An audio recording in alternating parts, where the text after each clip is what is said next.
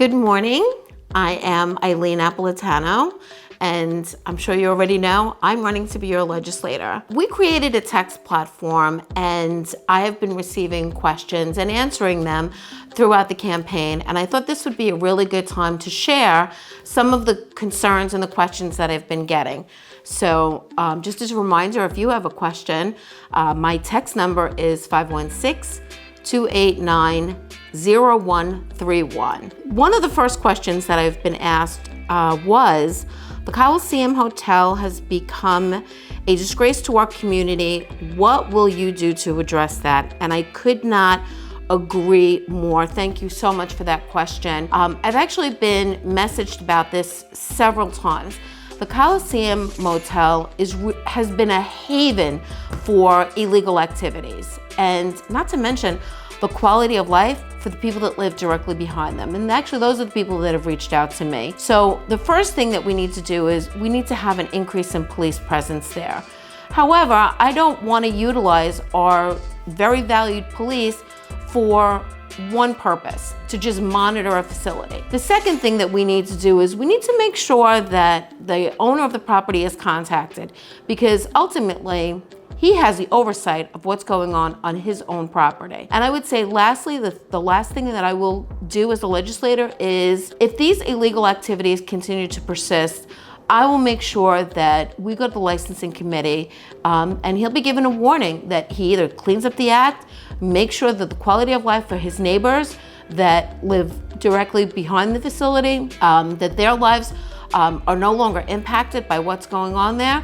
And if, again, it continues to persist, we will pull his license, and that'll be that. We do not have that option to let that continue in our community. It is a stain in our community, and I know a lot of residents are really upset about that. The next question that I received is, Eileen, at this time, East Meadow has 2 large 65 and over housing developments being built. As a community, what can we do to make sure they have access to our local government, stores, and services that will provide them excellent quality of life? That's kind of a twofold question, because one of the concerns that I have with those communities is the price tag. They're $650,000 and up. Now, if you are 65 and older, individual couple, and decide that that is where you want to reside, then that's a good fit for you. But what I do see is that we don't have enough affordable senior housing, and although both of those entities were privately owned, I would have liked to see at least one of them become more of an affordable senior housing community, like the one that we have on Merrick Avenue, because that facility, those residences are really, they're gorgeous. The way that I would address that is when you have these high-end communities that are built for 65 and older, they typically have a clubhouse, a meeting point where residents can come. I will actually utilize that with the property owners, and we'll have mini town hall meetings there, so we can inform the residents on important information, and I can bring resources in. One of the other things that I know I've been asked is seniors that aren't tech savvy or computer savvy. How will we make sure we get messaging to them? Well, there's a couple different ways. You know, certainly, if there's a senior who wants to become more tech savvy, we'll set up a program and teach them how to use either a tablet or computer, or maybe they have a smartphone. My mother has a smartphone, so why not? Next question is, how will you reach out to seniors that are not tech savvy and cannot or do not text? So I think we just answered that. During my initial launch with the Senior Protection Program, we're going to identify demographics in our community of, I haven't decided if we should do 68 or 70 and up. Once we identify those seniors, we're going to do an outreach, which means we're going to actually go into their homes. We'll make sure that a well visit is performed at that time, and then we'll make an assessment on is this a senior citizen who's better off getting either a phone call or a mailer, or is this a senior citizen that is tech savvy? So we're going to accomplish two things. We'll be able to eliminate mailers, which will be tax savings for the community, but we'll also be able to engage with our seniors. This individual also had two more questions. What programs are available for veterans and how can they get involved? So you know that I've been very involved with our American Legion Hall 3 years ago when they really were in crisis, and so we've actually been able to get their building almost completely redone. And something you may not know is the veterans actually do their own servicing. They do a toy drive.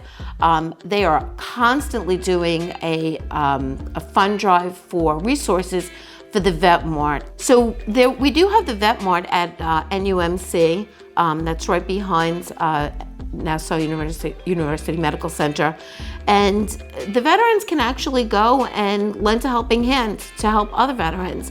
There are resources there that are available, and they always need help. And we're going to expand the Vet Mart as well. The next question this individual had is, where can teens get help other than in school who are being bullied and feel isolated? That's something that I can absolutely relate to because, as you know, I have two children, and growing up, each of them had an experience with bullying, and it was really heartbreaking. So the first thing that I would say is something that I did, which was to talk. And we talked and we talked and we talked, and I made sure that there was an open line of communication for each of us, and gave them an opportunity to feel validated in how they felt. In a more serious situation, there are resources. There is the Family and Children's Association. We spoke with Dr. Jeffrey Reynolds, and the available resources that there are there. There's also something that I know is not readily available to the public, and it really should be, and that's a 3-digit number that any teen or veteran that feels that they are in crisis can text, and it'll immediately go to a hotline, and someone will be there to answer the phone. And that 3-digit number is 988.